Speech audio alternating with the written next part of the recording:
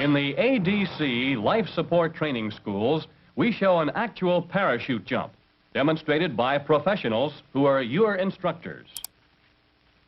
These schools were established by ADC at Tyndall Air Force Base, Florida, and Perrin Air Force Base, Texas, in 1964. To provide the air crewmen with the confidence needed to follow correct procedures for their survival, every 3 years, crewmen from squadrons throughout the command must take a week's training at one of the schools. They come in all ages and ranks from general to airman. If this is their first time here, they have two things in common. The majority have never ejected from an aircraft, and most of them question their ability to handle the situation if it should occur. As instructors, our job is to help them overcome these doubts.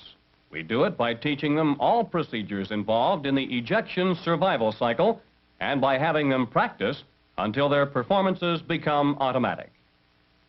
We do it by building up their confidence in themselves and in their equipment. We start them off with lectures on the physics of the atmosphere, how it affects individuals at altitude, and then follow up with a refresher course in the altitude chamber. Following the altitude chamber, their confidence is built up by indoor and outdoor demonstrations and practical applications of procedures. We minimize the fear of ejection by showing them the proper way to sit, head, spine, and hips in straight line, so that the thrust is evenly distributed along the spine and no damage is done. We go into detail about their personal equipment and the advisability of checking it out before every mission, of knowing the contents of the medical kits and what they can do for an injured airman, how to effectively operate their radios and beacons and other signaling devices such as the Mark 13 day-night flare, the pen gun, the strobe. Both can be seen at considerable distance on a clear night. The mirror, which has more rescues to its credit than any other signaling device. But mostly, we work outdoors, teaching them skills which will save broken bones or lives. We show them how to make parachute landing falls, how to approach the ground with head level, eyes on the horizon, arms folded, feet and legs together, knees bent but under control. The balls of the feet should strike first. The chin is tucked into the chest. The fall is initiated, the meaty parts of the body absorbing the shock. Here's the way it looks in slow motion. Chin is tucked in.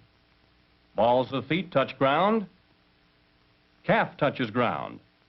Then the thigh, the rump, and the back. The crewmen practice the falls, first from ground level, then from the jump platform. They practice parachute landing falls to the right, to the left, forward, and backward.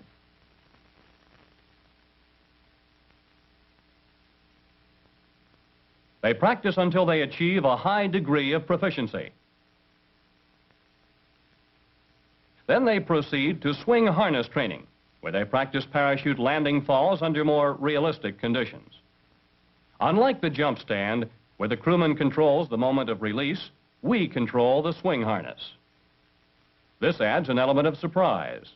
Release can be on the first, second, third, or any swing.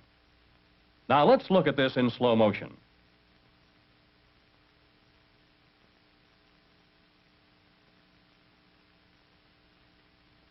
Next, to prepare them to cope with parachute drag, we schedule a session with the wind drag machine.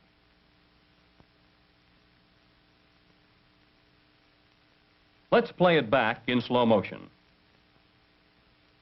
Watch how he rolls his hands down and up to the risers so he'll be able to release the chute. Then brings one leg up and kicks over on his back, which affords him more protection than on his stomach. How he spreads his legs to keep his body from rolling, and pulls down safety covers and releases canopy.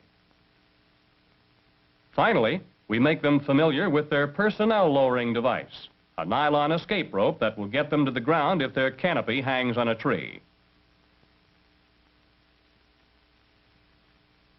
Descent is controlled by a friction brake, operated by the parachutist.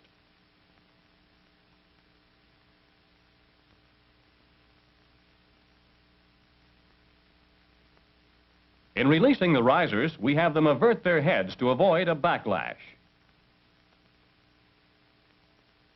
By letting the line play through the hand, they complete the descent safely. By the third day, the class is ready for the procedures they will use immediately after ejection and during descent. Our teaching method is simple. We have them repeat aloud while simulating each procedure. Then they continue to repeat them until they are so ingrained they will perform them automatically, even while in shock. Activate survival kit. Inflate LPU. Make the 4-line cut.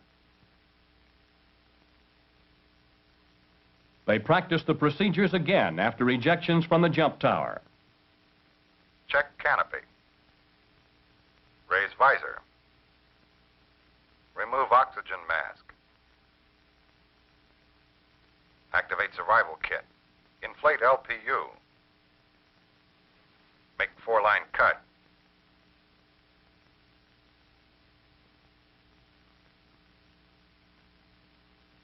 Hook life preserver in front. Survey terrain. They learn about water landings. Never release the canopy until the feet touch the water. Close canopy release safety covers. Turn to face the canopy and paddle away using the arms only. They learn rafting procedures, how to get aboard any type of raft. They learn to get free of a canopy if it should fall on them during a water landing. They learn to release the canopy in a drag situation on water as well as on land. When the day is over, they are ready for the major event of the course, parasailing. For many, parasailing is a sport. But at the ADC Life Support Training Schools, it is serious business, a meticulously organized and executed operation where nothing is left to chance. It is the final test for the air crewman before he graduates. For him, it carries the ejection to rescue cycle to the ultimate stage, short of actual ejection from an aircraft. Once launching starts, a student will be airborne about once every 3 minutes, with each student making 3 flights. We tell the crewman what is expected of him, the procedures he will follow, and the signals he will use. Offshore, support boats move into position. The towboat, the boat that will pick up the parasailer, the boat that will pick up the canopy. In moments, launch preparations are completed.